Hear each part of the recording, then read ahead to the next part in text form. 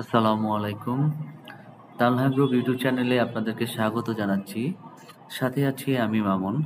আজকে আপনাদেরকে দেখাবো মাইক্রোসফটের ওয়ান ড্রাইভে কিভাবে ফাইল অথবা ফোল্ডার শেয়ার করা যায়।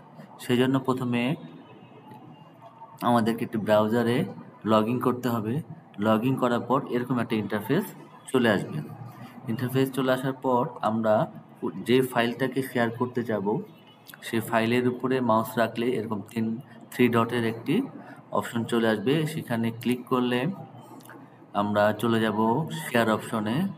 শেয়ার অপশনে ক্লিক করলে এই অপশনটাতে আমরা যাকে পারমিশন দিব বা যাকে ফাইল শেয়ার করতে যাচ্ছি তার মেইল অ্যাড্রেসটা এখানে দিব আমরা। আমি তার মেইল অ্যাড্রেস লিখলাম। এখন মেইল অ্যাড্রেসটা এখানে লেখার পরে এই সেটিং যেই আইকনটা আছে সেখানে ক্লিক করতে হবে। ক্লিক করার পরে জাস্ট অ্যাপ্লাই দিলাম। আমি দিয়েছি যে কেউ এটাকে লগ ইন করতে পারবে। লগ ইন করা মানে সাইন ইন করা ছাড়াই লগ ইন করতে পারবে। অ্যাপ্লাই।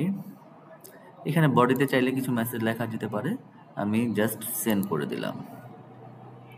সেন্ড করে দিলে একটা নোটিফিকেশন চলে যাবে যাকে পাঠিয়েছি তার মেইল অ্যাড্রেসটা।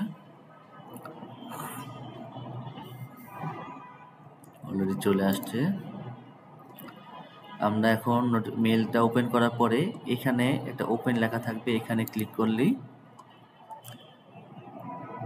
ফাইলটা ওপেন হয়ে যাবে। আমি যেহেতু এই ফাইলটাকে সবকিছুই অপশন দিয়েছি, এখানে এডিট চাইলেও সে করতে পারবে।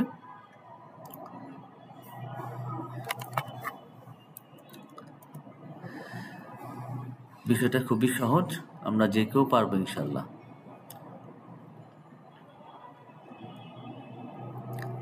তো আজকে এই পর্যন্তই।